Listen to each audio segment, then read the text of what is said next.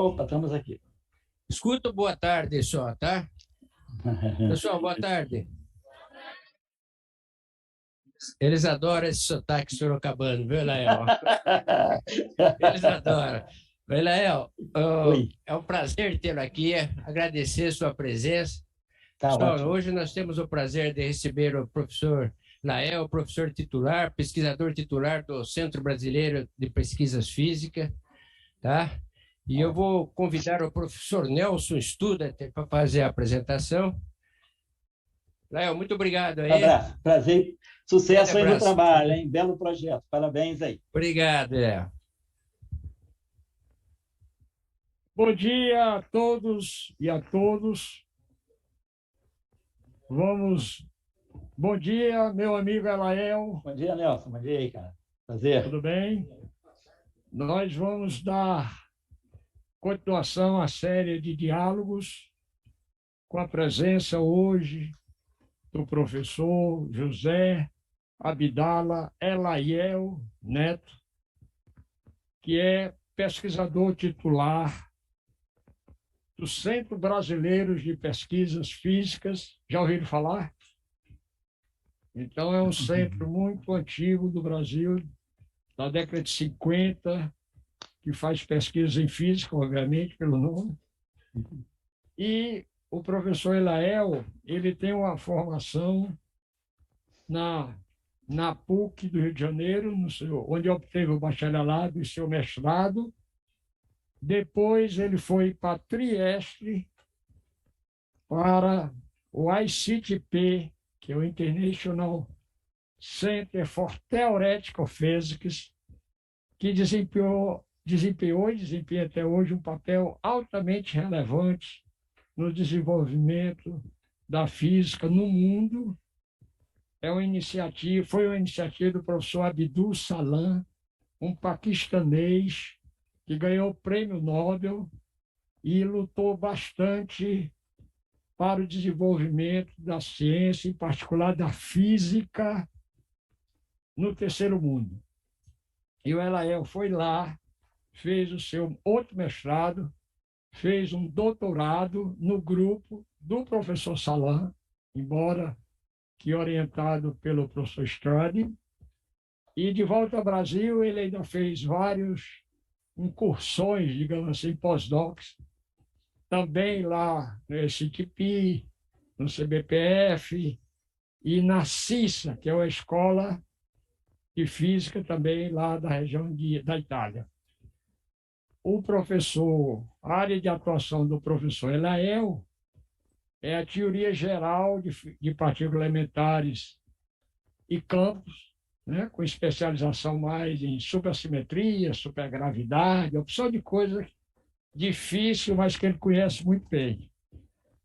E o professor Elael, talvez interessa para você, eu nunca vi ele dizer em canto nenhum, nem ninguém apresentar assim. O professor Elael estudou muito tempo violino. Eu não sei se ele ainda exerce esse lado dele, mas ele estudou violino. Na próxima vez nós vamos convidá-lo aqui para ele tocar violino. Mas ele tem muitas atuações no que a gente pode chamar de extensão, né? Ele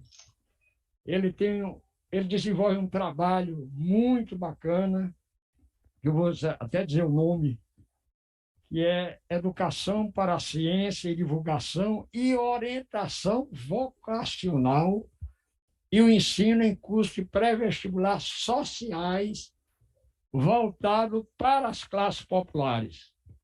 Então, ele tem um cursinho, esse trabalho ele desenvolve em Petrópolis, junto com outros colegas, e ele também é o responsável pelo curso pré-universitário lá do CBPF, gratuito, etc. Então, o Elael é um indivíduo que agrega o conhecimento científico e a sua atuação como pesquisador e formador de pessoais, né? Há essa qualidade de pesquisa excelente, é um trabalho social que ele desenvolve há muito tempo. Eu Eu tenho o prazer, então, de introduzir o Elael, que é o nosso amigo e é um especialista também em divulgação científica. Eu espero que vocês gostem da palestra dele. Professor Elael, a palavra é sua. Muito obrigado pela sua presença aqui. Tá certo. Obrigado a você, Nelson, pelo convite. Obrigado ao Fázio, obrigado aí ao James pela hospitalidade. E é um prazer poder falar nessa escola que eu tenho, pela qual eu nutro uma grande admiração. É um grande projeto político, pedagógico, educacional brasileiro. Eu acho que os estudantes que aí estão têm que se sentir muito privilegiados, mas privilegiados porque se esforçaram para chegar aí e fazer assim dessa escola realmente um centro que vai iluminar muito a física no Brasil, o diálogo da física com as demais disciplinas. Eu acho muito importante e eu fico muito satisfeito de poder compartilhar com vocês algumas questões da minha área, tentando com isso motivar, né, para o papel da física. Não, apesar de não ser uma física aplicada, a física que eu faço, né, eu estou falando para uma escola interdisciplinar no Centro Nacional de Pesquisa em Energia e Materiais, mas o nosso material também existe, é o universo. Então, nós trabalhamos com um material chamado universo. E eu vou falar para vocês, né, vou tentar, assim, durante esses 50 minutos de fala, motivar vocês para aquilo que é o modelo padrão e as questões fundamentais que ele ainda lança. É uma teoria em plena e sempre em dinâmica construção. E aí eu faço um paralelozinho com aquela bela canção do Bob Dylan, né? Que é Blowing the Wind. Né? Então, ele sempre faz uma pergunta, uma estrofe com uma pergunta, e depois ele fala: The answer, my friend, is blowing in the wind. Aqui, no nosso caso, the answer, my friends, is running in the rings.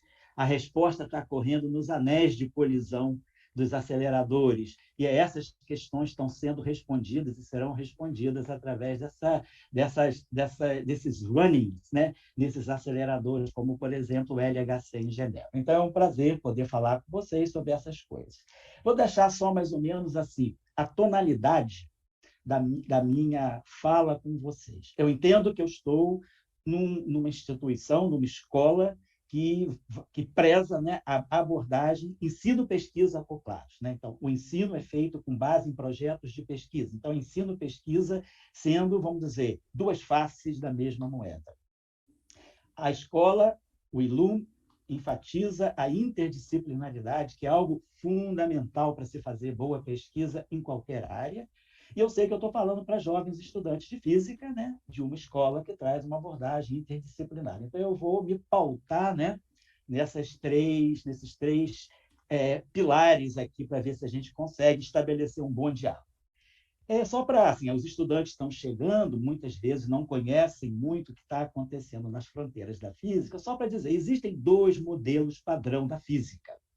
O modelo padrão das interações fundamentais, ou também chamado modelo de padrão da física de partículas, que é o nosso objeto de estudo e de debate aqui. E tem um modelo chamado modelo Lambda-CDM, que é um modelo padrão também, só que vai cuidar da cosmologia. Então, tem um modelo padrão para o mundo submicroscópico, que é o modelo padrão da física de partículas. E tem um modelo padrão para o mundo na sua escala macro, né? Na sua escala astrofísica, na sua escala cosmológica, que é o chamado modelo Lambda-CDM. Lambda é o símbolo da constante cosmológica e CDM significa Cold Dark Matter, matéria fria, matéria escura fria. Então, esse modelo é o modelo que trata da cosmologia, vamos dizer, é o modelo hegemônico para descrever a cosmologia nos dias atuais. O nosso modelinho, ele está aqui nessa camiseta. Essas 3, 4 linhas representam o modelo padrão. Eu posso dizer, a gente não está aqui fazendo uma contagem cronológica, mas, assim, levando em conta o histórico da construção dessa teoria, ela tem 94 anos. Ela nasce exatamente no dia 2 de janeiro de 1928, quando Paul Dirac submete um trabalho que vai revolucionar a física, e hoje a gente conhece esse trabalho como um trabalho chamado Equação de Dirac. A equação de Dirac é um estudo do elétron em que o Dirac funde a mecânica quântica, tradicional, que estava nascendo, vinha de 1925, com a teoria da relatividade especial. A gente pode dizer que esse é o trabalho teórico que é o pilar da física de partículas e do modelo padrão. E essas 4 linhas, elas vão sendo construídas. Basicamente, essas 4 linhas estavam finalizadas em 1974. De 1928 a 1974 foi o estabelecimento dessas 4 linhas, esses símbolozinhos aí, tem muito a nos dizer. Mas o modelo, como toda boa teoria física, né, uma teoria nunca é finalizante, ela nunca está finalizada, ela está sempre expandindo os seus limites até chegar a um ponto em que ela tem que ser, vamos dizer, complementada ou até mesmo estendida por uma teoria mais fundamental ainda. Então, a mecânica clássica, a física newtoniana, ela depois entra, é estendida para a física relativística, a física newtoniana também depois é estendida para a mecânica quântica. Então, uma teoria física, ela vai sendo absorvida sempre por uma mais geral. O modelo padrão está em busca dessa teoria que possa acomodá-lo, porque ele tem vários problemas. O que é importante de uma boa teoria física é saber localizar os problemas, aonde estão os problemas, e tentar expandir essa teoria para ver se a gente consegue uma teoria mais completa. No final, nós vamos ver que saiu um trabalho agora, no dia 8 de abril desse ano, que joga uma dúvida muito grande sobre alguns aspectos desse modelo padrão. Mas essas 4 linhas aí, bonitas, né? Elas são até estéticas, né? Cheias de símbolos gregos aí, né? Eu tenho uma camiseta assim, já me perguntaram na rua se isso era uma outra língua, se isso era um tipo de escrita antiga. Eu falei, não, isso é a linguagem da natureza. Quem está falando aqui, essa poesia aqui, essa estrofezinha de 4 versos, é a natureza que nos está dando. E para a construção dessas 4 linhas, praticamente foram dados 23 prêmios Nobel de Física. Existem 23 prêmios Nobel de Física escondidos no debate que levou a essas 4 linhas. E o modelo padrão, o que ele visa fazer? Ele visa incluir 3 das interações fundamentais da natureza. Nós conhecemos a interação da gravidade, a interação gravitacional, e depois conhecemos a interação eletromagnética, a interação nuclear forte e a interação nuclear fraca. A interação gravitacional, ela está fora do modelo padrão. O modelo padrão não descreve a gravidade.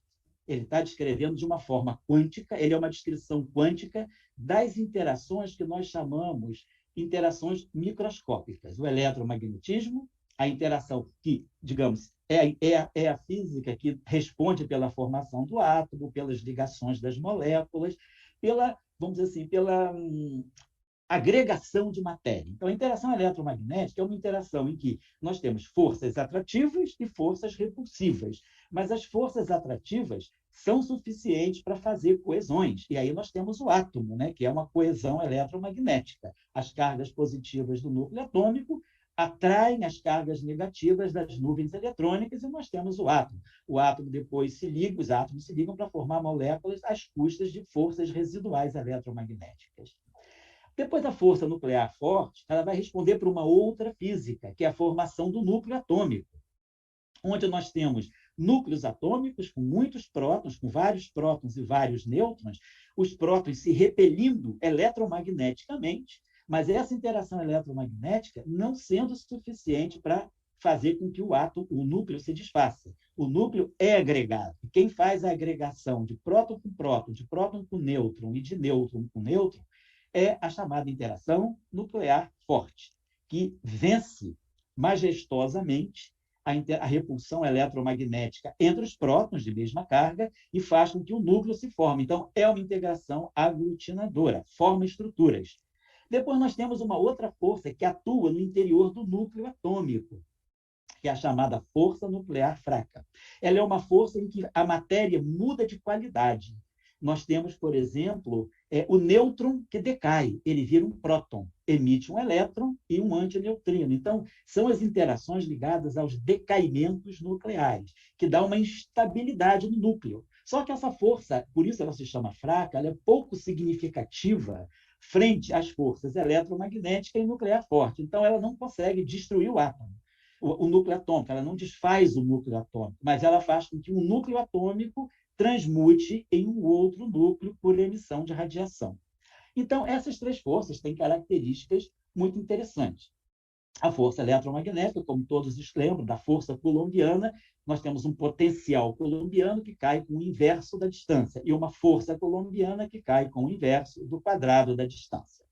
A força nuclear forte entre prótons e prótons, prótons e nêutrons, e nêutrons e nêutrons, vamos lembrar que, do ponto de vista eletromagnético, próton repele próton. Mas, do ponto de vista nuclear forte, próton atrai próton.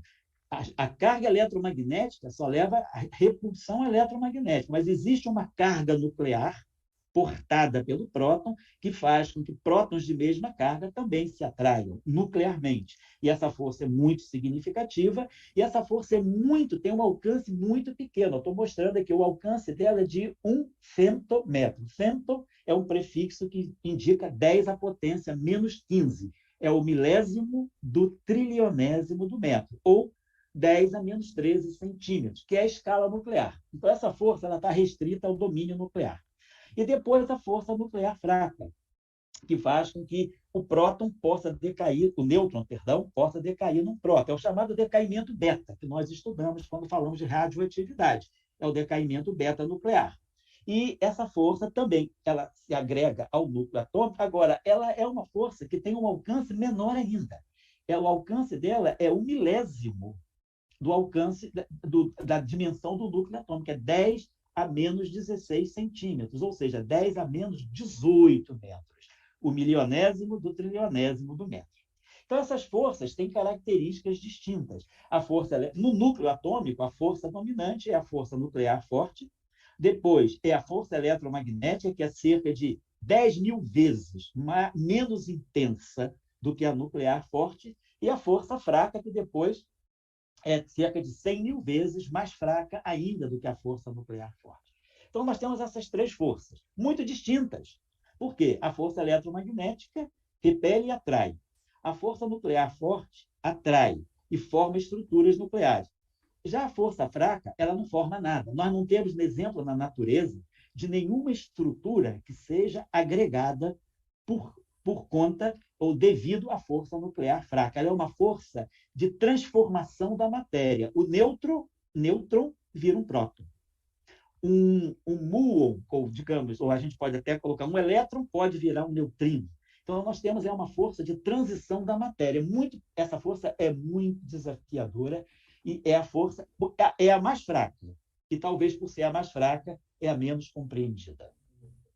Então, nós vamos estar trabalhando pensando o seguinte, né? Nós estamos falando de uma área interdisciplinar, nós estamos falando para um público interdisciplinar. Então, a gente tem que olhar a natureza de vários pontos de vista, o aspecto físico, o aspecto matemático, e também o aspecto filosófico, né? Afinal de contas, física e matemática derivam da filosofia natural. E aí eu queria colocar para vocês que estão numa escola, e essa escola vai frutificar, e essa escola vai fazer escola, que eu acho que é importante, não é que uma escola seja um conjunto de cursos onde a gente faz cursos e ganha um diploma. Uma escola é um centro de pensamento. Nós temos que, daqui talvez a 10, 15 anos, nós vamos olhar um jovem e vamos dizer, pelo perfil desse jovem, ele veio da Iluma. A escola tem que ter vida própria, tem que ter personalidade. E vocês estão construindo uma escola com personalidade. A personalidade é feita pelos professores e também pelos estudantes. E eu estou dando esse exemplo porque Cambridge, né, sobretudo St. John's College, é um exemplo de uma escola com personalidade. Paul Dirac, que é praticamente um dos pais da mecânica quântica, e o pai, vamos dizer, aquele que cortou a fita inaugural do modelo padrão, ele veio de Cambridge, ele foi um estudante de doutorado no St. John's College. E ele estudou a qualidade matemática da matéria, ele usou muito o aspecto matemático para compreender a matéria, nós vamos falar sobre isso. Depois nós temos também o caso do Duncan Haldane, também é de Cambridge, só que do Christ's College, e que estudou a qualidade topológica da matéria, dos materiais. Então, a física de materiais, vocês aí na Ilum, certamente, em alguns momentos, vão estudar trabalhos do Haldane, que também ganhou o Prêmio Nobel de Física pelas suas contribuições àquilo que nós chamamos de matéria em estado topológico. E depois, finalmente, o Penrose. Roger Penrose, vamos dizer assim, um dos grandes impulsionadores da física de buracos negros, que ganhou o Prêmio Nobel em 2020 por todo o seu trabalho feito ao longo das décadas de 60, 70 e 80 sobre buracos negros. Quando muitos diziam que buracos negros eram uma mera curiosidade matemática da teoria da relatividade geral, Penrose dizia, não, esses objetos têm significado físico, eles hão de aparecer. E ele estudou a matemática, desenvolveu matemática para estudar os buracos negros, e esses depois acabaram aparecendo em 2016. Hoje nós temos já buracos negros que foram descobertos agora 2 semanas atrás, os Sagitários da Estrela, né, no centro da Via Láctea, e outros. Então, é a qualidade da escola. A escola formou pessoas que viram a essência matemática da natureza. E nós estamos falando de natureza, não só no sentido mais filosófico. Estou falando de Duncan Haldane, estuda física de materiais, mas com uma abordagem bastante matemática também. Queria chamar a atenção aqui para essa carta do Einstein, né, para o Robert Thornton, em 1944, quando ele diz, e eu digo esse dito aqui, essa frase que tem muito a ver com a Ilum, que um conhecimento, né, das bases históricas e filosóficas concede aquele tipo de independência de preconceitos de toda uma geração, que muitas vezes, né, são preconceitos que incidem sobre cientistas. Ele fala, esta independência que é criada pela abordagem filosófica é, na minha opinião de Albert Einstein, o marco de distinção entre aquele mero artesão especialista e aquele que realmente busca a verdade. Então, eu acho que essa frase do Einstein é muito propícia, porque ela mostra a necessidade da física dialogar com as humanidades também. A gente aprende muito com as humanidades e vice-versa. Então, eu acho que a gente tem que pensar nessa formação completa, que eu acho que é o que a Ilum se propõe a dar. Aqui, só para lembrar uma frase do professor Dirac, né, que ele coloca, né, que nesse artigo dele de 1938, que o físico pode adotar o método da experimentação e da observação ou o método do raciocínio matemático. São 2 métodos legítimos de se fazer ciência. Vamos dizer, talvez um método mais empiricista e um método mais deducionista. Eu vou passando, eu preparei muitos slides, mas não vou falar sobre todos para não gastar muito tempo. Eu vou deixar os slides aí com os colegas, né, da Ilum, com o Nelson Studart, com o James e com o Fábio. Vocês podem depois pegar, eu vou deixar o PowerPoint para vocês fazerem uso se precisarem de alguma informação que aqui está. E aqui eu queria colocar também, né, uma parte, né, que é fundamental na nossa discussão da essência matemática da matéria, que é o conceito de simetria. O conceito de simetria é um conceito que vem, vamos lá, da época dos gregos. Nós estamos falando aqui, desculpa uma coisinha só, de Platão. Vou colocar aqui, só para chamar a atenção aqui, Platão, lá no Timeus, em 360 a.C., ele já falava que o mais belo dos papéis da simetria é o papel de conferir às entidades que ela conecta a maior unidade possível. E é a proporção, que ele chamava de simetria, que possibilita esta unificação da maneira mais bela. Ou seja, simetria é aquela parte, né, da arte, é a parte da filosofia, na física. A simetria está presente no conhecimento humano. É aquela busca pela unificação. Nós vamos buscar padrões de identificação que nos fazem ver que, às vezes, fenômenos que aparentemente são muito distintos, eles são manifestações de um fenômeno mãe, de um fenômeno superior.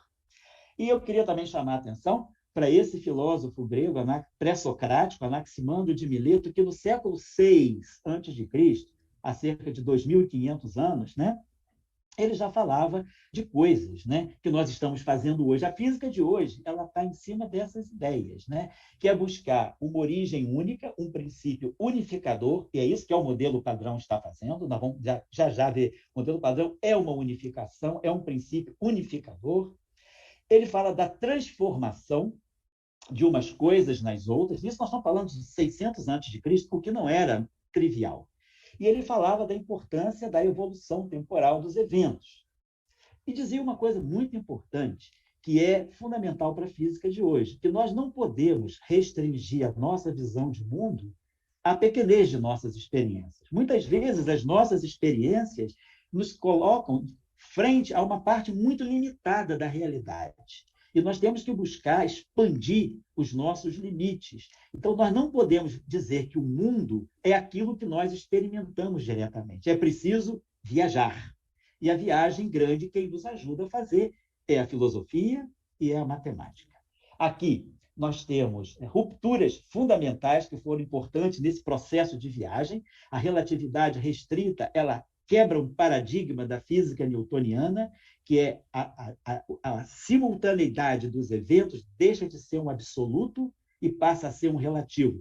Dois eventos que são simultâneos para um observador podem não ser simultâneos para outros observadores. Então, a simultaneidade deixa de ser absoluta e passa a ser relativa. A relatividade geral nos tira da geometria euclidiana e nos leva para uma outra forma de ver a geometria do universo, que é a geometria riemanniana. A mecânica quântica rompe com o determinismo da física newtoniana e nos leva para o mundo das indeterminações. E a teoria quântica de campos, que vamos dizer assim, é um passo além da mecânica quântica, ela nos mostra que um vácuo tem estrutura. Não existe mais a noção de um vácuo que é a ausência de matéria. O vácuo é a presença de matéria em forma virtual. E isso quem nos diz é a teoria quântica de campos, através do primeiro trabalho justamente de quem? Do Paul Dirac. Nós vamos falar um pouco sobre ele também hoje. Então é isso, o aperon, né, esse conceito que o Anaximandro criou de aperon. Aperon é a palavra grega, a é o prefixo negação, e peros são as fronteiras. Então, o aperon é a falta de fronteiras, é aquilo que nos tira da fronteira. O perímetro é a medição das fronteiras, o aperon é a falta de fronteiras, ou seja, o conhecimento ele tem que buscar romper fronteiras, ele tem que ser ilimitado, ele tem que ser contínuo. Portanto, essa ilimitação do conhecimento nos leva a um profundo e constante aperfeiçoamento desse conhecimento. Então, acho que é um conceito muito importante que a filosofia discute muito bem e que nós temos vários exemplos de aperons na física atual. Eu não vou elencar todos aqui, coloquei alguns deles, mas só fica esse slide, se alguém for consultar, para refletir sobre alguns aperons, quer dizer, alguns momentos em que nós estendemos fronteiras, rompemos fronteiras da física para perceber novas visões de mundo. Foi o caso do elétron, né? O elétron só é descoberto em 1897 como partícula, mas ele era previsto por argumentação atomista, por argumentação filosófica e física, já desde 1864, por esse Stone. Então, a importância do pensamento, né? A importância da abstração, da filosofia, de buscar entidades sempre mais elementares, né? No caso, o elétron, no caso, o quantum de energia, discutido por Planck, por Einstein, depois por Compton. E nós temos vários exemplos de aperons na física, que são momentos em que a gente rompe fronteiras para compreender melhor a natureza. Então, é isso que eu quero dizer. E o professor Dirac dizia que a qualidade matemática da matéria ou da natureza não reside na mera descrição por meio de métodos matemáticos. Ok, a física descreve os fenômenos através da matemática, mas ele diz que a qualidade matemática da matéria ela está na capacidade da matemática de fazer previsões de resultados que só serão comprovados a longo prazo. E nós vamos ver isso ao longo aqui da nossa discussão, que a matemática possibilitou com que a física fizesse previsões de grande alcance, com 100 anos de antecedência, com 50 anos de antecedência, com 30 anos de antecedência. Então, a essência matemática da matéria, vocês podem ler, eu deixo essas 3 referências que eu acho que todo estudante de física ou de matemática, de estudante em geral, que busca conhecimento, deveria ler, que é a relação entre a matemática e a física, é um Proceedings da Royal Society de Edimburgo, publicado em 1939, o artigo é de 1938. A evolução do quadro dos físicos sobre a natureza e depois o desenvolvimento da concepção de natureza por físicos. 3 artigos muito interessantes, descritos por Dirac em diferentes fases da sua vida, mas que nos fazem ver um Dirac menos físico-teórico, ou talvez muito físico-teórico, por estar nesses 3 trabalhos sendo muito filosófico. São 3 trabalhos, vamos dizer, do filósofo Paul Dirac. Paul Dirac, que foi um físico-teórico e um físico-matemático também. É muito interessante ler, sobretudo, o primeiro artigo, a relação entre a matemática e a física, quando o professor Dirac diz isso, que a matemática é um jogo no qual os matemáticos inventam as regras. A física é um jogo do qual as regras são dadas pela natureza. E ele fala, o que é interessante é que as regras da natureza parecem ser as mesmas regras matemáticas como os matemáticos as conceberam. Então, essa convergência, né, o jogo da matemática e o jogo da natureza, eles acabam convergindo. Isso, né, eu acho que vocês que estão fazendo um curso onde tem também uma inserção boa de humanidade, vocês vão acabar discutindo muito com os professores de História e Filosofia, né, que é justamente essa discussão, né, do que realmente é a natureza e dessa convergência, né, da filosofia sendo a base, né, da física e da matemática. Esse Dirac que está falando isso é um Dirac pitagórico, é um Dirac platônico, né? É um Dirac que buscava sempre ler os números que a natureza nos está dando. O Dirac sempre dizia que é preciso ler a matemática da natureza porque ela vai nos levar aonde os aparelhos físicos, os telescópios, os microscópios, os aceleradores, os detectores, ainda não conseguem nos levar. E aí eu queria deixar uma lista de físicos interessantes que trabalharam muito a abstração matemática e o papel que a abstração matemática significou para a física através dessas pessoas. Descartes, Newton e Leibniz, no período da chamada Revolução Científica, né, dos séculos XVI e XVII, Laplace e Poisson, nos séculos XVIII e XIX, Maxwell, no século XIX, James Clerk Maxwell, Einstein e Weyl, no século XX, também Dirac e Wigner, no século XX, e entre o século XX e o século XXI, Abdus Salam, que o Nelson já falou no início, Steven Weinberg, Frank Wilczek e Edward Witten. Eu coloco Wilczek em vermelho porque eu sou fã dele. Se vocês quiserem ver alguém que faça divulgação científica fantástica, que fale das coisas mais difíceis da maneira mais abordável possível, vocês podem procurar na internet vídeos e material sobre Wilczek, Frank Wilczek. Então, nós temos várias abordagens na descrição da natureza pela física, né? Discutir os aspectos filosóficos, os aspectos mais ligados a experimentos e aspectos empíricos, e depois o aspecto que eu digo que é importante, que tem tudo a ver com a Ilum, que é o aspecto da interdisciplinaridade. Aqui eu gostaria de citar também para vocês, vamos estar trabalhando, estudando humanidades dentro do curso, esse belíssimo trabalho, esse livro, né, do Maurice Merleau-Ponty, que é um filósofo da ciência francês que viveu apenas 53 anos, mas que deixou uma obra muito linda. E esse livro dele, chamado A Natureza, foi um curso que ele deu no Collège de France, e na segunda parte do livro ele estuda a ciência moderna e a ideia de natureza. Então, ele faz um trabalho muito interessante sobre o significado da mecânica quântica.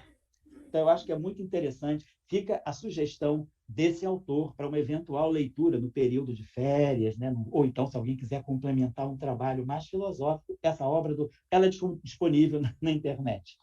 Bom, depois, Wigner fez um trabalho fundamental também, assim, exaltando, né, colocando em destaque o papel das simetrias nas teorias físicas. E aí eu estou chamando outros autores, Schrödinger, sobre sempre o papel da simetria. O papel, o que é a simetria, na verdade, com o físico, né? Aqui eu já falei um pouco da parte histórica, a simetria começa lá com Platão, no Timeus, e a simetria hoje, para nós em física, né, ela é aquela parte é a nossa visão de mundo em que nós vamos procurar buscar regularidades em objetos que aparentemente são muito distintos. O elétron é distinto da antimatéria, do pósitron, mas eles vêm de uma simetria, tem uma simetria que os liga. O próton é distinto do nêutron, mas tem uma simetria que os liga. E, às vezes, conhecendo uma partícula e as leis de simetria a que ela obedece, nós podemos descobrir novas partículas. É como se nós dessemos apenas uma parte do todo, e aí, conhecendo as leis de simetria que governam essa parte, a gente consegue construir o todo. Então, esse é o papel da simetria, sobretudo em física. É, a partir de poucos dados, a gente conseguir chegar a dados que, num primeiro momento, estão ocultos, ou seja, fazer previsões. Então, Einstein usa fortemente o conceito de simetria entre espaço e tempo, quando ele escreve a sua Teoria da Relatividade Especial no trabalho célebre de 1905. Depois, em 1915, ele retoma esse conceito de simetria numa forma mais generalizada e escreve a Teoria da Relatividade Geral, da qual saem as ondas de gravidade e saem os buracos negros, descobertos 100 anos depois da teoria. E aqui fez um papel fundamental, eu queria chamar para essa mulher, M. Noether, uma super grande matemática, que materializou o projeto da simetria em física. O que a M. Noether nos deu como seu legado foi que uma parte da física, da matemática, da álgebra, chamada teoria de grupos, né, ela é fundamental para o exercício da simetria em física. E o que a M. Noether nos deu foi uma receitinha muito interessante, que é isso aqui.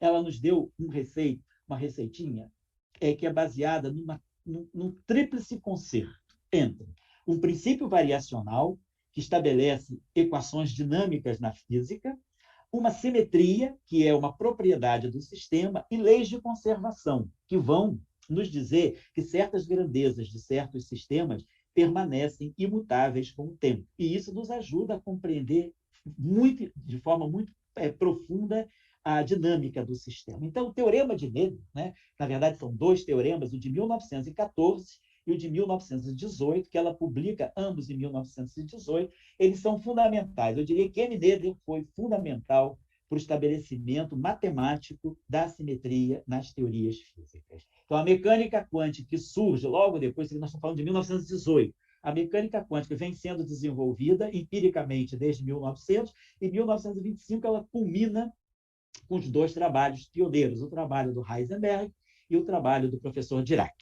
Então, o Teorema de Noether, a matemática de Noether influenciando a física, foi muito importante para o desenvolvimento e para a compreensão de muitos aspectos dos sistemas microscópicos descritos pela mecânica quântica. Aqui eu estou lançando para vocês os dois trabalhos fundamentais da mecânica quântica. A mecânica quântica nasce como teoria física nesse trabalho de julho do Heisenberg e no trabalho do Dirac, de novembro, ambos de 1925.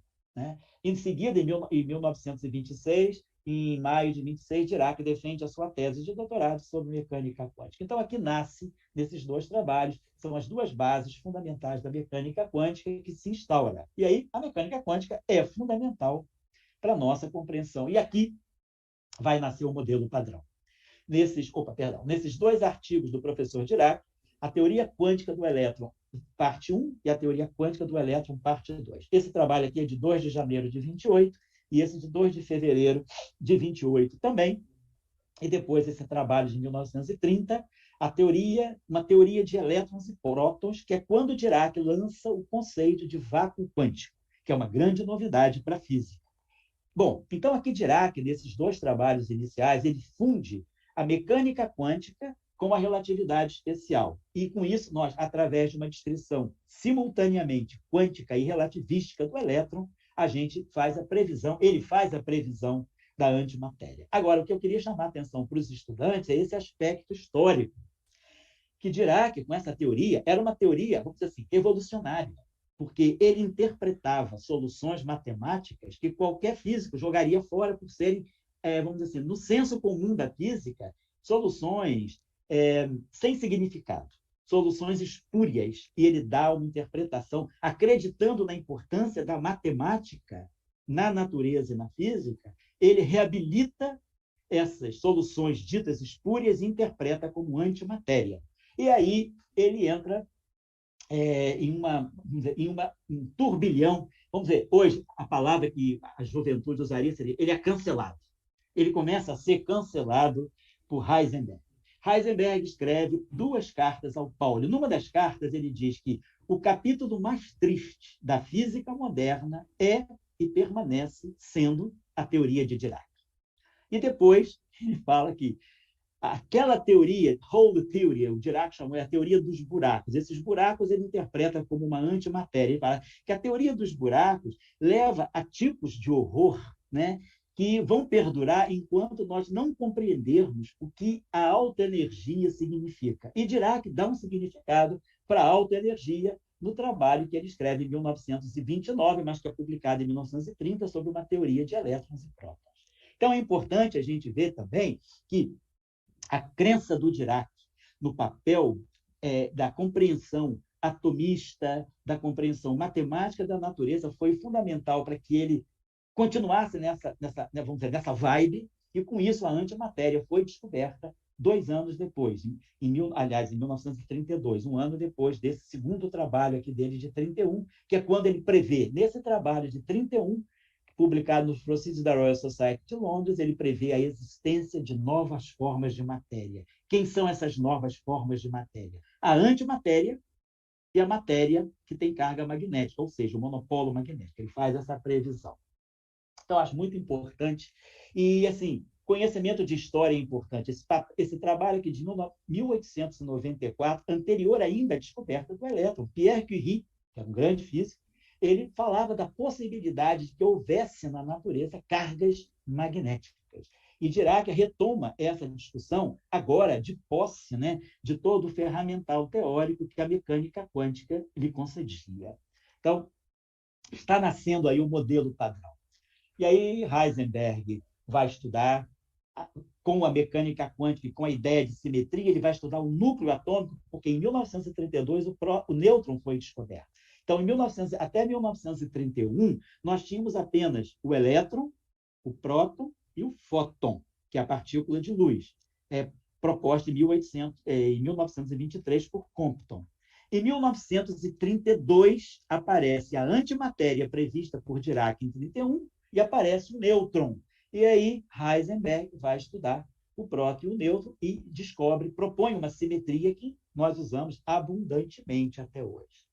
Aqui um outro passo importante do modelo padrão, esse trabalho do Enrico Fermi, que é quando ele lança uma teoria para descrever as interações nucleares fracas, ou seja, aquelas interações dos decaimentos nucleares. Ele lança uma teoria. E aí eu deixo um pouco de história, como a teoria se desenvolveu. Bom, então eu queria colocar o seguinte, nós fechamos os anos 30 com um modelo padrão em germinando. A teoria eletromagnética se desenvolvendo, a teoria nuclear forte se desenvolvendo e a teoria nuclear fraca se desenvolvendo. Nos anos 40, nós temos descobertas que foram fundamentais para cacifar essas teorias, que eram meras teorias, eram curiosidades, vamos dizer assim, matemáticas que estavam surgindo. A descoberta dos mesons π, também feita pelo brasileiro César Lattes, junto com Moore Hedwick e Aline Powell, e depois o belíssimo trabalho do Gardner com o César Lattes, que foi a produção de mesons π em laboratório. Aqui os mesons π foram descobertos in natura por eles, e aqui os mesons π foram construídos, produzidos em laboratório. Lembrando que os mesons π haviam sido previstos, teoricamente, em 1934, nesse trabalho do Igor Tamm, um físico da ex-União Soviética, e pelo trabalho do japonês Hideki Yukawa. Então, 13 anos depois, 12, 13 anos depois, os mesons π são descobertos, a partir de formulações baseadas em simetria. Então, aqui eu vou passando, que são curiosidades que eu acho que nesse momento não são tão importantes. E aqui um novo passo importante na década de 50, que foi a descoberta de uma nova qualidade da matéria nuclear, que nós chamamos de estranheza. A estranheza é como se fosse uma carga elétrica, não é a carga elétrica. Da mesma forma que uma partícula tem o que a gente chama de números quânticos, massa, spin, carga elétrica, ela tem também uma qualidade nuclear que os físicos chamaram de strangeness, estranheza, porque essas partículas eram estranhas no sentido que elas apareciam e elas duravam muito mais tempo do que se esperava que elas durassem. Elas foram partículas estranhas. E isso aí é uma qualidade da matéria nuclear, vinda também associada a uma simetria, que é uma simetria chamada simetria de estranheza.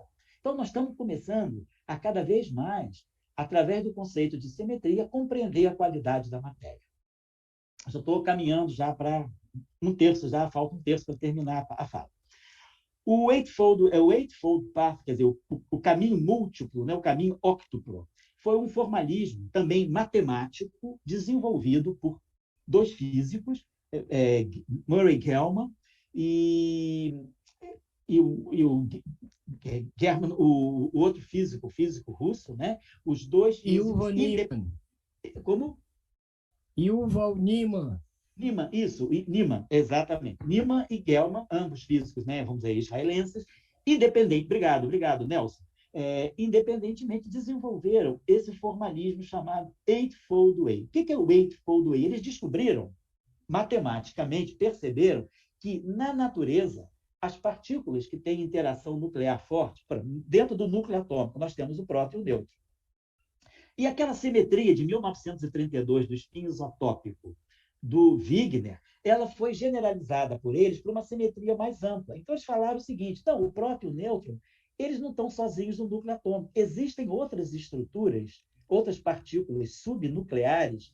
Aqui são as partículas sigma, as partículas cascata, a partícula lambda, que são parceiras do próton e do nêutron. Elas são muito instáveis, elas se formam e decaem, mas elas aparecem.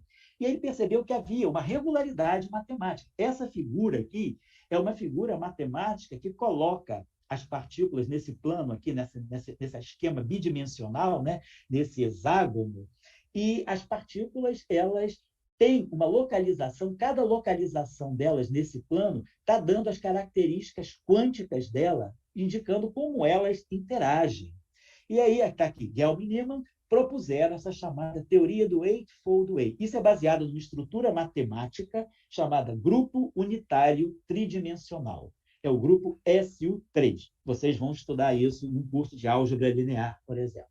Então, esse Eightfold Way, ele é a estrutura matemática que está por trás, né? É o bastidor desse fenômeno físico que acontece no mundo subnuclear, que são essa chamada simetria gerada por dois números quânticos, a estranheza e a carga elétrica. Então, é um plano bidimensional, é um plano, né, com duas coordenadas, a coordenada das cargas elétricas e as coordenadas das estranhezas, e as partículas se agrupam nessas estruturas regulares. Claro, dentro do núcleo atômico, elas não estão bonitinhas assim. Isso é o que está no papel. Nós sabemos que, e a partir dessas partículas, outras foram previstas. Por exemplo, essa partícula ômega-, ela não existia antes da previsão. Conheciam-se essas partículas em azul. A simetria foi gerando as partículas que depois foram aparecendo. Então, esse é o papel da simetria.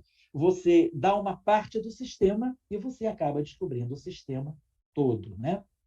E aí, depois, Gelman e Zweig vão além, dizem, não, tudo isso é advindo de uma estrutura mais fundamental ainda. Existe um SU3 por trás desse SU3, uma outra estrutura matemática SU3, e eles identificaram os quarks. Falaram, mesmo o próton e o nêutron, todas essas partículas que estão nessas figuras não são elementares. Elas são compostas de partículas, subpartículas mais simples, que são os quarks. Então, eles preveem, e aí eu estou falando o atomismo 2.500 anos depois, porque isso é o que Anaximandro, Leucipo, Demócrito, os pré-socráticos diziam, a natureza é feita de estruturas muito fundamentais.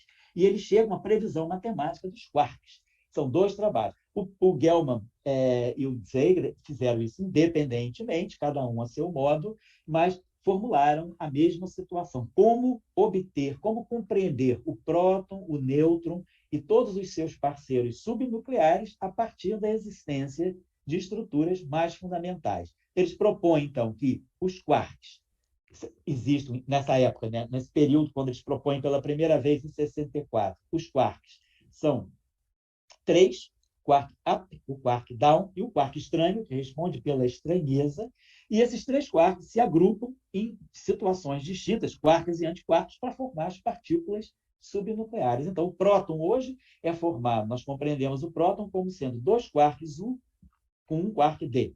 Compreendemos o nêutron como sendo 2 quarks D e 1 quark U. E outras partículas como sendo U, D e S. Então, existem partículas formadas de 3 quarks e partículas formadas de 1 quark com 1 antiquark. São os baryons e os mesons. Isso tudo previsto ainda, quer dizer, era uma descrição matemática que acaba sendo descoberta em aceleradores. Em 69, 5 anos depois, esses quarks são identificados indiretamente. Então, temos aí essa grande previsão também. E aí nós estamos chegando, né, ao momento final do modelo padrão.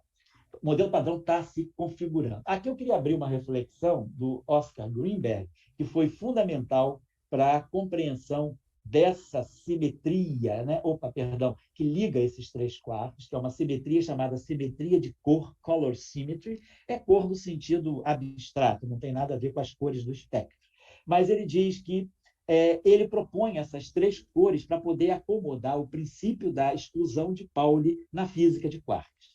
E aí ele fala, eu queria colocar essa fala dele, né? Ele faz um trabalho muito importante, publicado no Physical Review Letters, mas ele faz uma fala que acho também que tem muito a ver com a Ilum, no sentido de que não existe conhecimento inútil. Estuda-se física também com uma componente importante, levando a sério as humanidades. Ele fala, muito cedo na minha carreira profissional, eu levei muito tempo investigando conhecimento inútil. Veio que o inútil ele coloca entre aspas. A compreensão de uma estatística quântica que não ocorre na natureza. Ou seja, ele estava estudando coisas que sabidamente não estavam na natureza. Mas aqueles estudos me levaram a conceber a ideia dessa qualidade chamada cor dos quarks, um conceito que acabou se provando muito útil, né, para compreender a física dos quarks. Então, isso é o exercício intelectual, o exercício mental, o exercício da abstração para se prever novas fronteiras onde a física não chega. Então, a gente precisa estender os domínios e depois os experimentos vão chegando lá e comprovando, sim ou não. Né? Ou aqui, então, o modelo padrão, basicamente, é isso aqui. Ele responde pelo elétron com seu neutrino, o muon com seu neutrino, o tau com seu neutrino. Responde pelos quarks. Então, aqui nós temos a física de interações fracas, aqui nós temos a física de interações fortes, a física de interações fracas e a física eletromagnética. Os quarks estão em todas, são presentes em todas as interações. E aqui os chamados mediadores das interações. Aqui nós temos o fóton, que é o quantum de luz, o quantum, né, de energia eletromagnética, o quantum de radiação eletromagnética, e o muon, que também é uma espécie de um primo mais robusto do elétron, 200 vezes mais pesado, mais massivo do que o elétron. Então, essas partículas aqui, mais o bóson de Higgs, descoberto em 2012, formam o material do modelo padrão. Está tudo aqui. Está tudo aqui. Então, isso é o modelo padrão. Ele vai responder pelas interações eletromagnética, nuclear forte e nuclear fraca. São interações distintas, sim, mas o papel da simetria no modelo padrão é mostrar que essas físicas distintas têm uma origem comum, uma origem unificada. Eu tenho uma teoria única que vai se desdobrando em diferentes teorias, em diferentes momentos do universo. Né? 10 a menos 15 segundos após o Big Bang, aparecem as três interações. 10 a menos 10 segundos, né, um décimo de bilionésimo de segundo após o Big Bang, a interação eletromagnética e a interação nuclear fraca se separam. E nós temos as interações como nós as vemos hoje. Então, no início, no universo primordial, havia uma origem comum para essas três interações. E hoje nós compreendemos que essas interações vão se decompondo e vão se apresentando a nós como distintas, mas elas provêm de uma origem comum. E é a simetria que nos revela isso. Então, aqui nós temos a camiseta, né, a t-shirt do modelo padrão. E aí, o modelo padrão é uma teoria física bastante criticável, porque ela tem 19 parâmetros. Uma teoria com 19 parâmetros, eu não vou especificar todos aqui, porque seria muita particularidade, mas só dizendo em geral, uma teoria física, uma boa teoria física, ela deve ter um número reduzido de parâmetros, e com esse número reduzido de parâmetros, nós devemos fazer muitas previsões. Isso é o que a gente espera de uma boa teoria. Ela é enxuta, ela é limpa. Agora, uma teoria com muitos parâmetros, a gente pode sempre ajustar para dar certo. Então, o modelo padrão, ele peca pelo excesso de parâmetros. Mas, basicamente, é o que nós temos de melhor hoje para descrever os 4% de matéria visível do universo. Eu estou repetindo aqui esse slide que eu botei lá no início, das três interações que estão embutidas no modelo padrão. Elas são distintas para nós, mas elas têm todas uma origem comum. É esse o papel da simetria. E o modelo padrão, ele tem várias limitações. Eu estou colocando aqui 12 limitações, mas dessas 12, 9 são importantes, por isso que eu coloquei as 9 questões, né, que estão no título do seminário, que The Answer, My Friend, is Running in the Rings. A resposta a 9 dessas 12 questões, elas estão nos experimentos que estão sendo feitos com os aceleradores atuais, sobretudo o LHC de janela. O problema de se colocar três interações distintas, muito distintas, como tendo uma origem comum. Isso tem um critério físico chamado naturalidade e hierarquia. Como essas interações são hierarquicamente distribuídas. A interação nuclear forte, se ela vale 1, a interação eletromagnética vale o milésimo, e a interação nuclear fraca vale o centésimo do milésimo. Então, nós temos uma hierarquia de interações muito distintas, mas que têm uma origem comum. Então, isso é o critério. Nós estamos em busca de compreender o que pode sustentar essa hierarquia. E tem uma teoria física chamada supersimetria, uma teoria física e matemática que está sendo, vamos dizer, desbravada dos aceleradores para ver se as previsões dela se realizam. Se as previsões feitas se realizarem, nós temos um caminho muito bom para compreender esse problema da hierarquia. Depois, a origem do Higgs. O que é o bóson de Higgs, que é colocado de uma forma tão arbitrária para se compreender a origem da massa no modelo padrão? Depois, nós temos um grande problema, que é um disparate muito grande na faixa de 1 para 1 milhão entre certos desses 16 parâmetros aqui, desses 19 parâmetros. Desses parâmetros aqui, esses três parâmetros aqui, y mu e y tau, esse aqui é ligado ao elétron, esse é o mu e esse é o tau. E esse aqui ligados aos quarks. Esses parâmetros, eles têm valores muito distintos. Esse parâmetro, olhado para o quark top, ele é cerca de 1 milhão de vezes mais intenso do que o mesmo parâmetro olhado para o elétron. Então, tem uma discrepância de parâmetros que deveriam ser muito próximos. Isso é um problema que tem que ser resolvido. Depois nós temos também o chamado problema do CP forte, que é o problema que tenta compreender por que o nêutron tem um momento de dipolo elétrico tão pequeno, deveria ser maior, é muito pequeno. Isso pode estar associado a uma simetria que é rompida, né? Depois, nós temos o problema da matéria escura, que nós sabemos que hoje nós temos 4% do universo são a matéria visível descritas pelo modelo padrão. Isso aqui representa a descrição de 4% do nosso universo, como nós o compreendemos hoje. 26% matéria escura e 70% energia escura. Depois, nós temos, será que a partícula de Higgs ela é composta ou ela é uma partícula elementar? Existem subpartículas dentro do Higgs? Os experimentos também vão nos dizer. Depois, esse decaimento desse sistema de mesons, pode também indicar um problema sério para o modelo padrão, pode ser vamos dizer assim, um limite muito restritivo do modelo padrão. E, finalmente, por que o universo é feito de matéria e não de antimatéria? Nós temos átomos, nós temos moléculas, nós temos planetas, mas nós não temos um antiplaneta, não temos uma antiestrela. A antimatéria, no início do universo primordial, ela sumiu, ela foi aniquilada e ficou só a matéria. Hoje, se constrói em laboratório o antihidrogênio, o átomo de antihidrogênio, que é um antipróton e um antielétron, que é o pósitron. Esse átomo tem uma duração média de 17 minutos. Por que a antimatéria ela se aniquila tão rapidamente? Por que ela desapareceu do universo visível? Então, isso é um problema sério do modelo padrão que a gente procura resolver também com base nesses experimentos.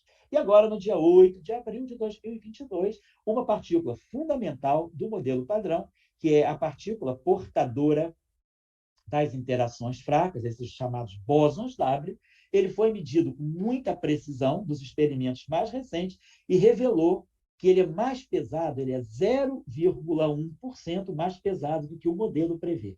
0,1% pode parecer pouco, mas para essa física, que é uma física de efeitos muito sutis, muito pequenos, ela é uma diferença grande, considerada grande. Então, o porquê os experimentos estão dando um resultado que é 0,1% mais amplo, né, maior do que o previsto. Isso pode ser um caminho para uma nova física que nós estamos buscando além do modelo padrão. Então, esse é o modelo padrão, eu não vou mais me deter muito sobre ele, queria trazer para os estudantes, né, a motivação de se fazer física em vários, não só do modelo padrão, física de partículas, mas físicas em todas as suas nuances, né, em todas as suas sub-áreas, porque elas são cheias de desafios, cada vez mais a física, com as novas tecnologias que permitem experimentos muito precisos, estão trazendo cada vez mais desafios. Né? Já estou acabando, 5 minutos, aqui só para lembrar um pouquinho, né,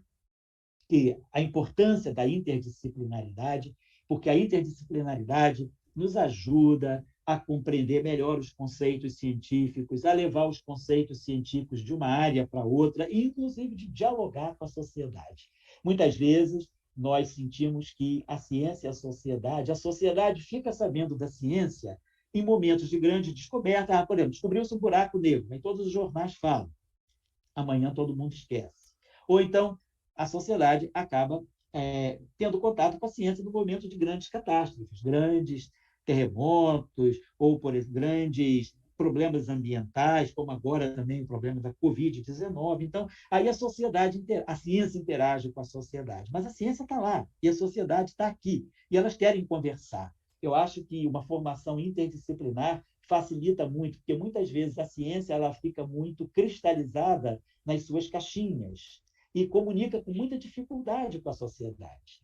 E também, lembrando que os órgãos que nos julgam, eles dão muito mais importância à divulgação da ciência no meio científico do que à divulgação da ciência com a sociedade. Quer dizer, se você faz um trabalho de divulgação científica ou faz um trabalho, vamos dizer, dito de ciência dura, o trabalho de divulgação vale muito pouco.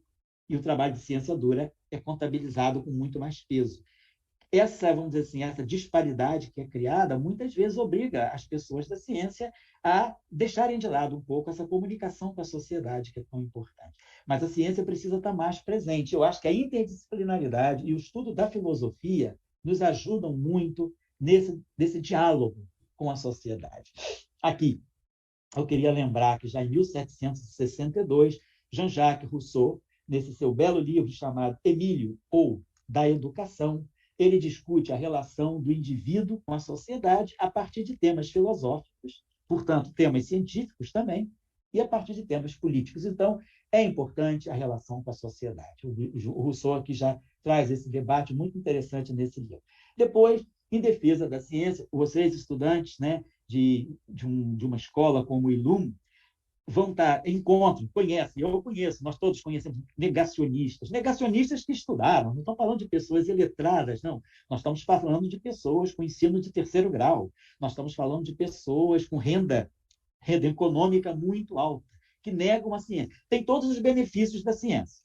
Tomam a vacina, usam GPS, têm os melhores celulares,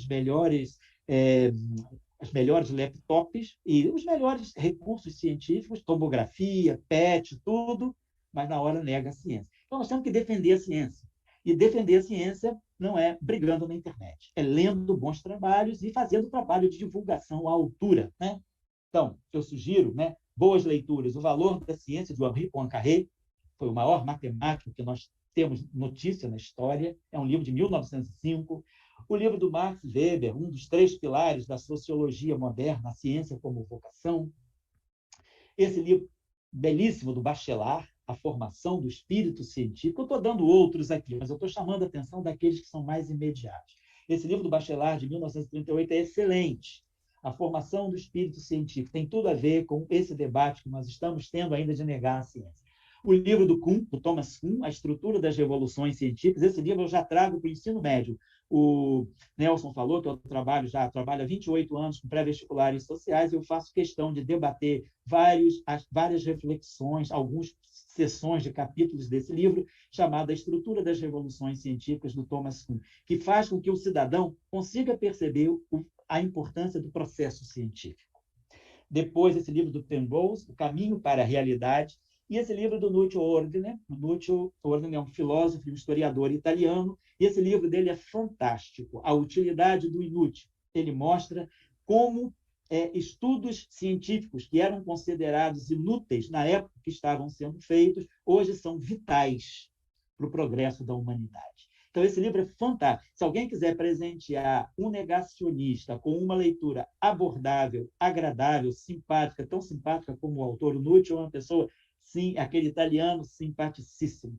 Leiam esse livro, A Utilidade do Inútil. Eu acho que esse livro ajuda a converter mentes anticientíficas em mentes científicas. a realidade não é o que parece. Aí é o Carlo Rovelli retratando o Anaximandro de Mileto lá, falando que a realidade é muito mais ampla do que aquilo que a gente percebe. Então, eu queria finalizar deixando os meus contatos aqui, deixando o site do Professor Global, que é um site que nós temos, né, assim, aberto à comunidade para debater questões de física, cursos de graduação, cursos de ensino médio, tem várias coisas. É muito amplo, assim. Percam-se, mergulhem nesse oceano que é o Professor Global. Existem muitos outros bons mundo afora, eu estou só mostrando o nosso, que a gente vem construindo com base nessa ideia, debatendo física, mas junto com outras categorias de ciência, ciência política, filosofia, ciências sociais, física com biologia, física ligada com matemática. Então, esse site do Professor Global pode ser muito útil para os estudantes perceber debates que são gravados, estão disponibilizados, inclusive no YouTube. E aí, nós, como vocês viram, eu falei muito do professor Dirac, né? Então, claro que nós temos a República do Diraquistão, que é o nosso núcleozinho no CBPF, onde a gente tenta desenvolver essas ideias. Eu retorno a palavra aí ao Nelson, retorno a palavra ao James e agradeço a todos vocês pela atenção nessa hora e meia de discussão. Obrigado. Muito obrigado, professor Elael. Então, Nelson vai cuidar das perguntas no auditório. Nelson? Obrigado, Elael, pela sua palestra, muito interessante. Nós gostamos bastante.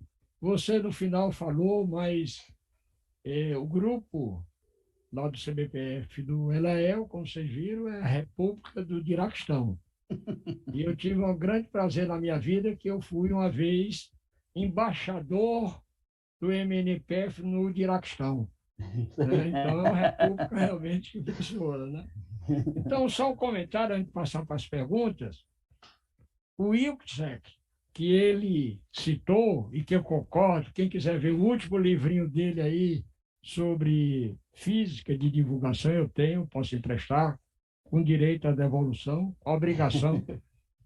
Ele tem, eu acompanho ele nas redes sociais, no Twitter.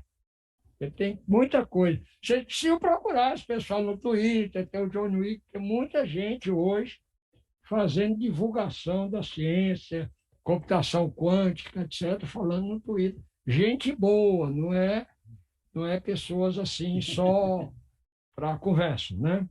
Então, eu passo a palavra agora, para Sim. os nossos queridos e queridas alunas, começando pela Isabela. Olá, professor, muito obrigada. A sua palestra foi realmente muito incrível. Você conseguiu realmente...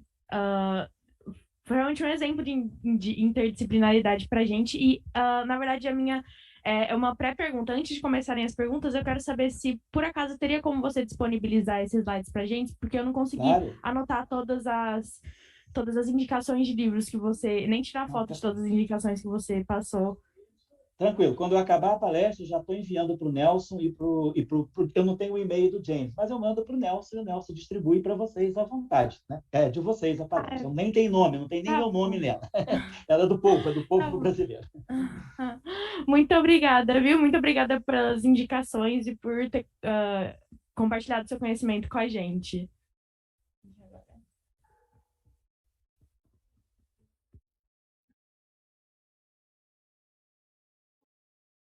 Boa noite. Boa noite, já é boa noite, quase boa noite. Boa tarde. Boa tardinha, boa tarde. Boa tarde, né, ainda. Tá meio escuro. Eu queria saber mais relacionado à relação que existe entre a física e a matemática, né? Você explicitou, aí me desculpa a pronúncia, mas a teoria de Noether? E relacionada...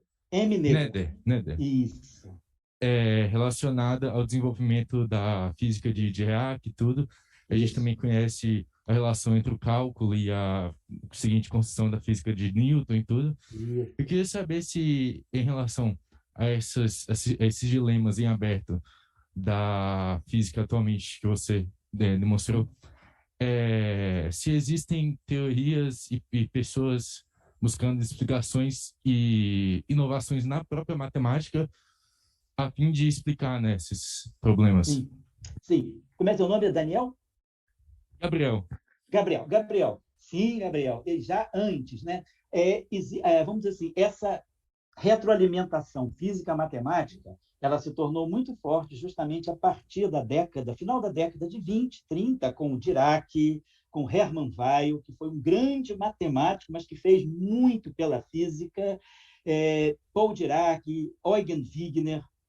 Então, assim, há essa discussão. A matemática que nós usamos, por exemplo, nós conseguimos sobreviver bem em física e fazer muito boa física com a álgebra, com o cálculo, né?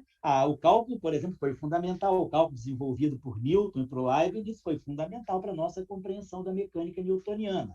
Depois, novas formas de geometria. Geometria riemanniana do século XIX é usada, é a base da relatividade geral de Einstein na década em 1915. Né? Então, a geometria riemanniana entrando no lugar da geometria euclidiana para trazer uma visão de mundo onde a gravidade está unida com a relatividade.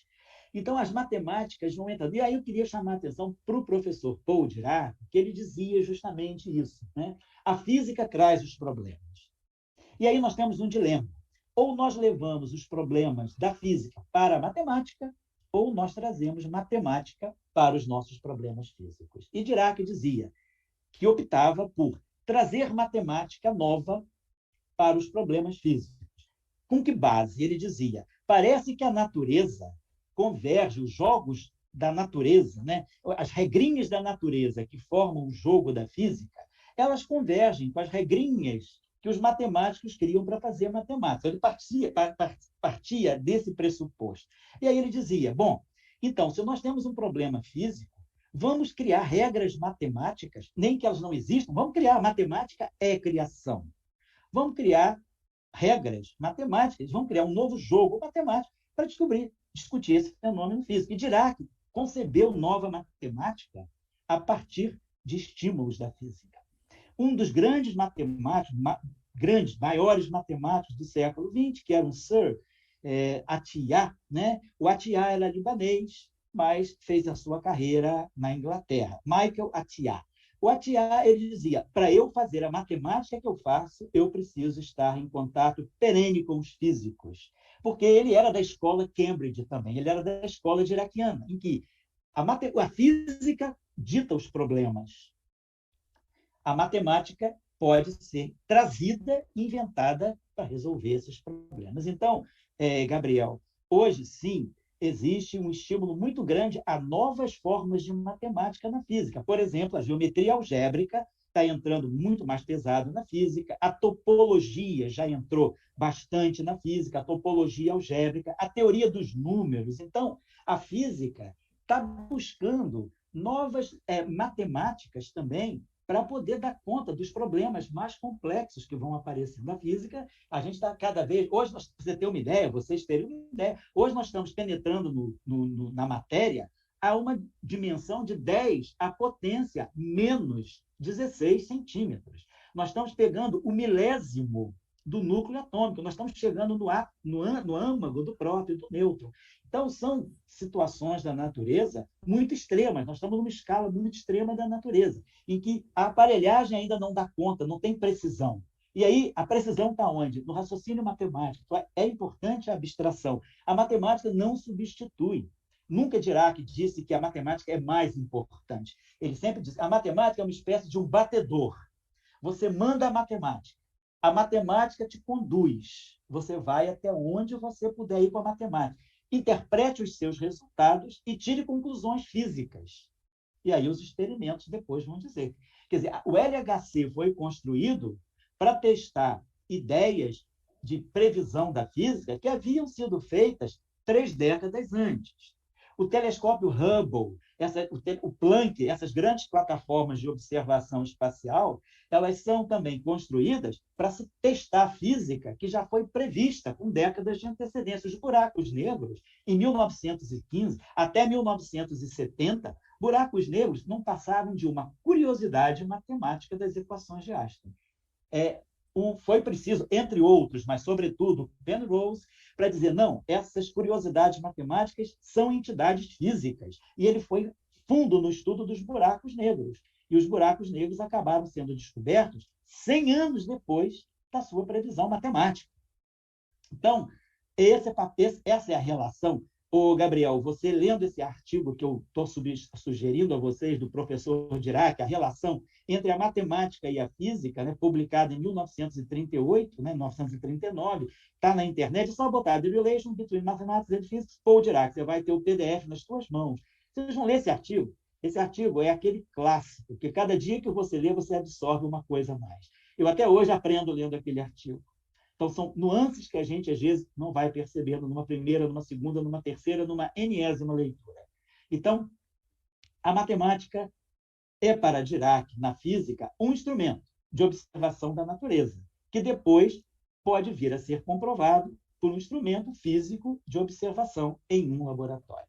Então, espero ter respondido, assim, não respondido, mas ter ilustrado a tua inquietação. E retorno a palavra ao Nelson. Léo, eu vou aproveitar a minha condição aqui de apresentador para dizer uma coisa que eu aprendi, mas pode ser um mito. Então, você confirma, porque eu acho que é muito interessante para os alunos, que é a função de Dirac. Isso. Eles vão ouvir muito a função delta de Dirac, que não é uma função. Isso. É um negócio bem doido. Quer dizer, o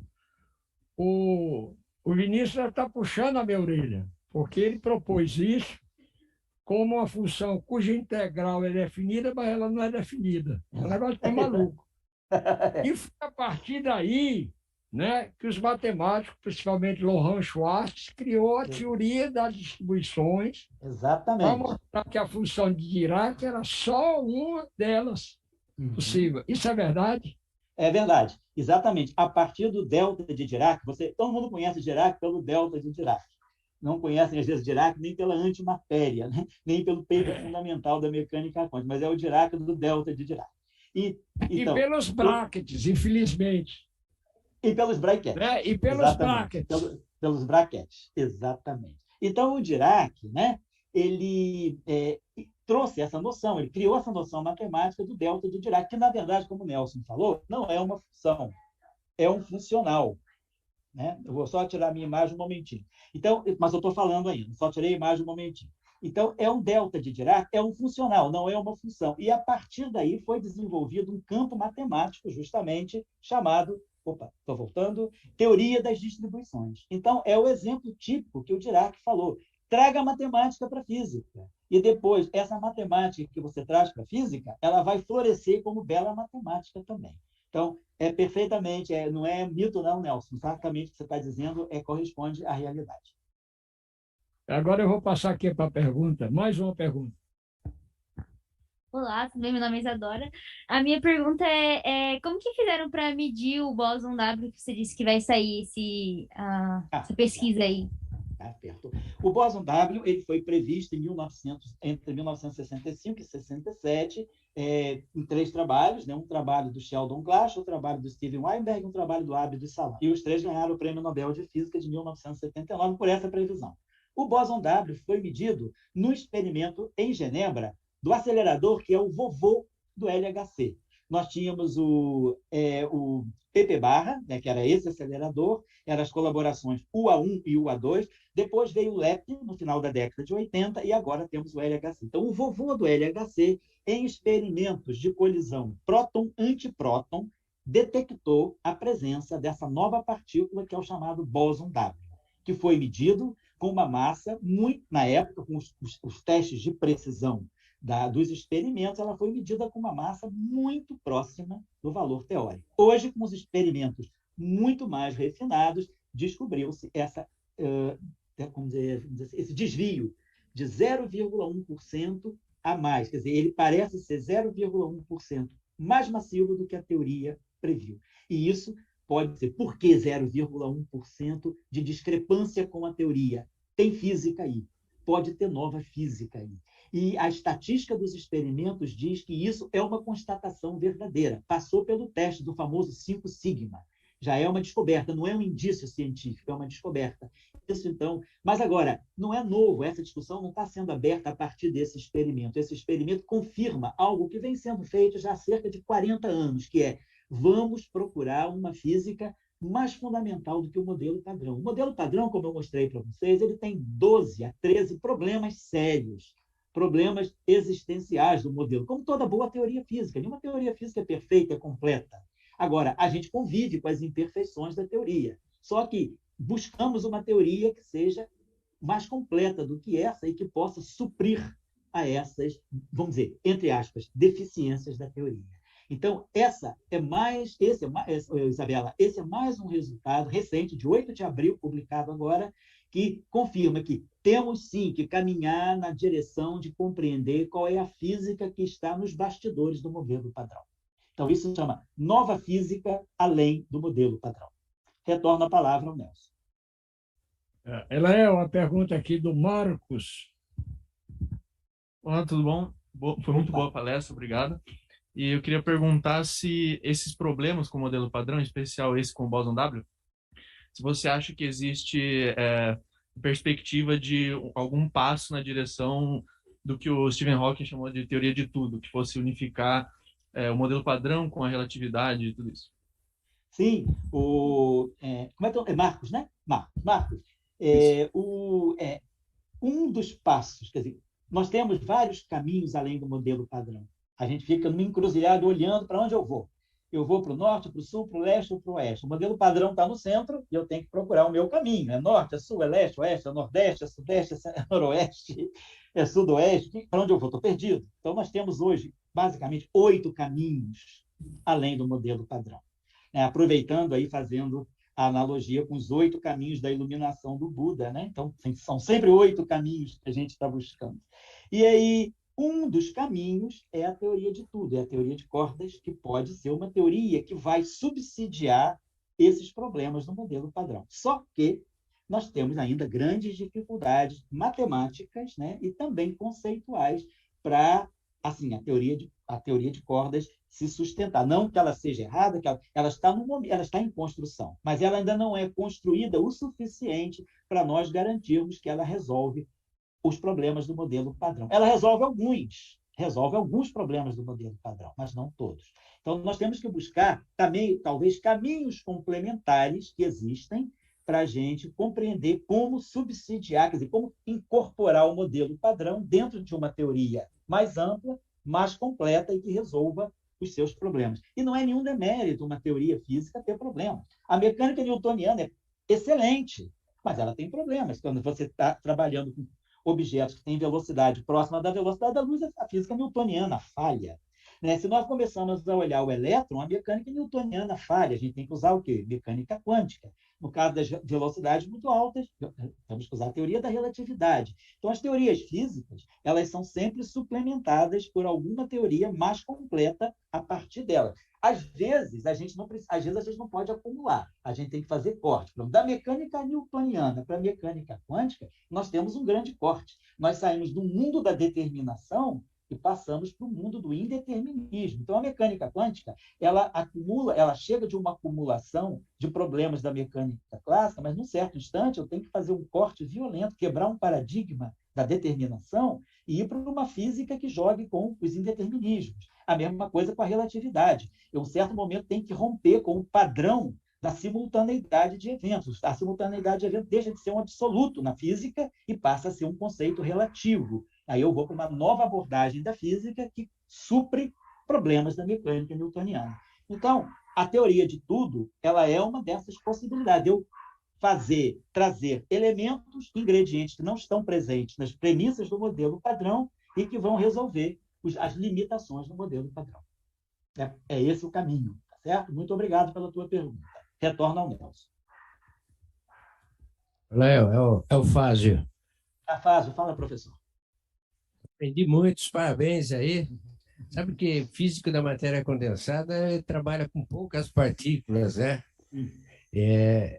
Mas eu aprendi topologia lendo físico. Eu não consigo ler livro de matemática, eu não consigo entender topologia. É difícil. Eles têm uma coisa muito particular para escrever, mas, enfim. A minha pergunta, uma parte você já respondeu aí na pergunta do Marco, mas quão dependente o conceito está do experimento agora, atualmente? Fábio, eu até, desculpa se eu for um pouquinho radical, mas eu até diria o seguinte, que na verdade a gente tem que ser franco e não pode esconder. Não é legal eu dizer isso, mas eu vou dizer. Eu acho que hoje o experimento na nossa área está muito dependente da teoria. Você já vai para o laboratório sabendo o que alguma teoria já te disse. Tá? Então, quer dizer, tem aquela física em que a teoria é subordinada ao experimento. Eu diria o existo, logo penso.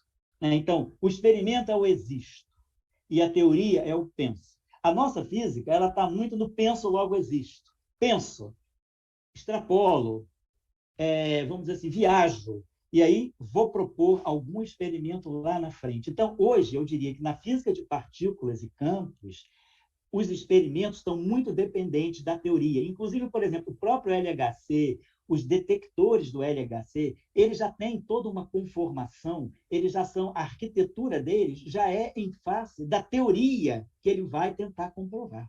Então, o experimento está muito ligado à teoria. Talvez as grandes surpresas que você fala de que a teoria vai submeter, o experimento vai submeter a teoria, ou seja, a teoria estará submetida aos experimentos, talvez na astrofísica.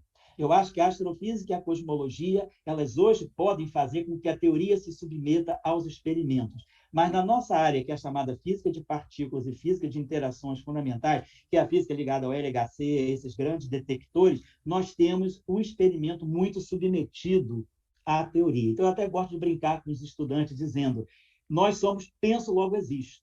E a outra face é o existo, logo penso. Então, o experimento é muito guiado pela teoria. Foi assim com a descoberta dos neutrinos, com a descoberta dos quarks. Você já sabia o que você queria buscar. O modelo padrão é típico disso. Você foi para o laboratório, construiu o LEP, construiu o LHC, querendo, entre outras coisas, medir o bóson de Higgs. O bóson de Higgs foi previsto em 64.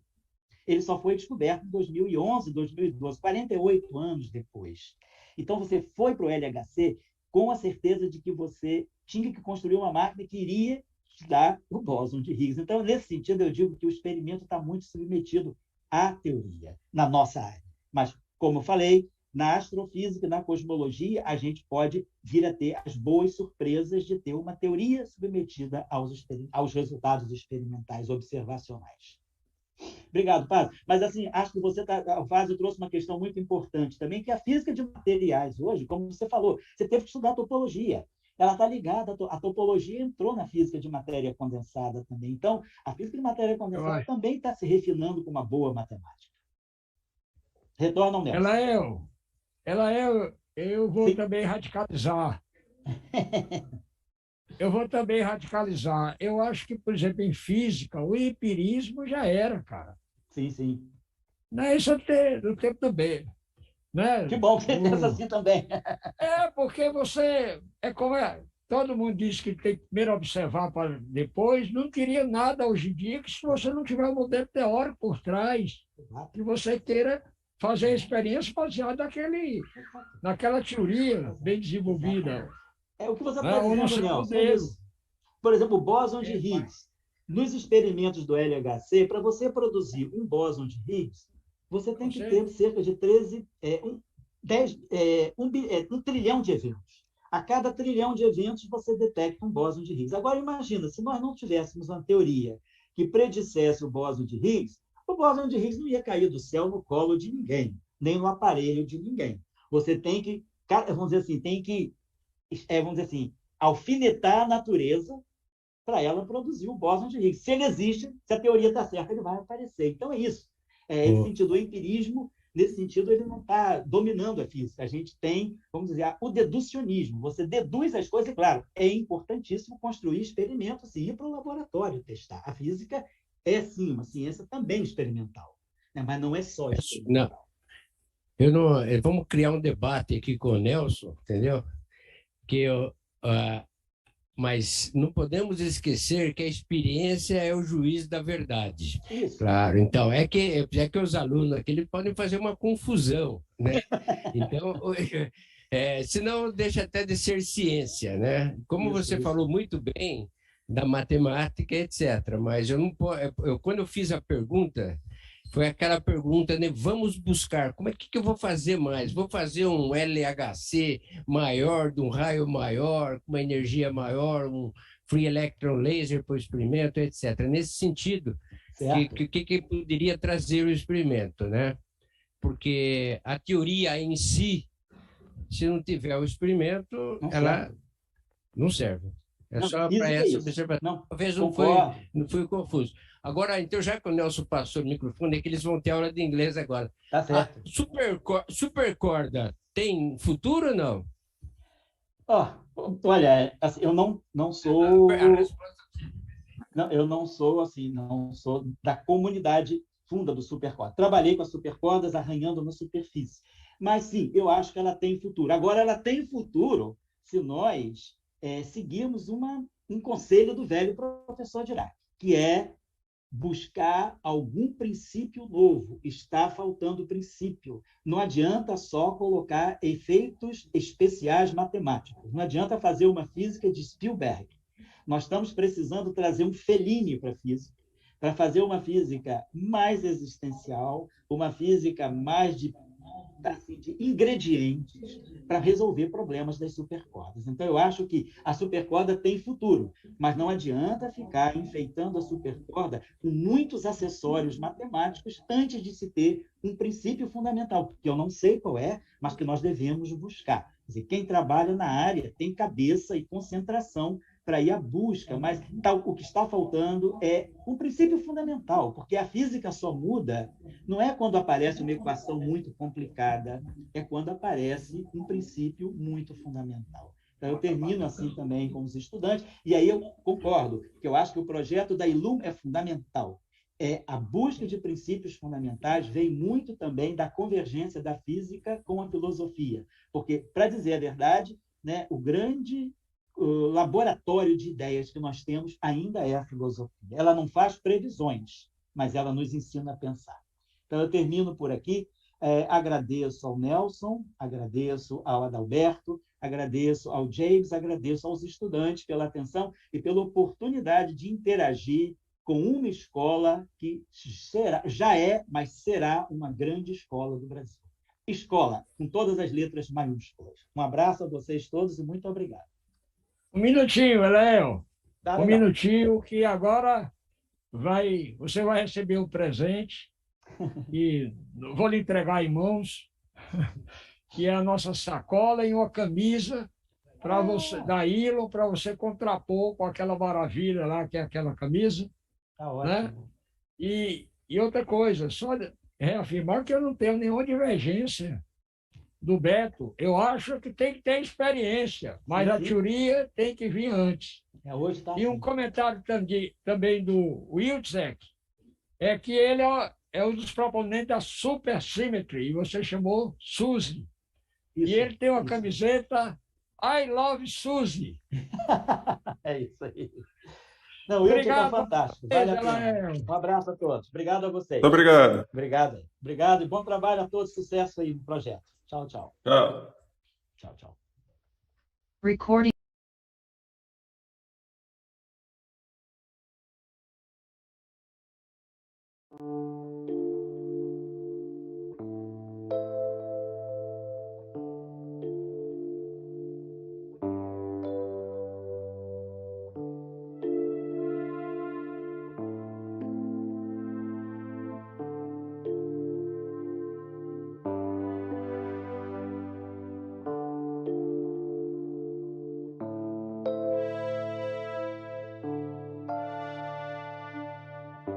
Muito obrigado pela audiência.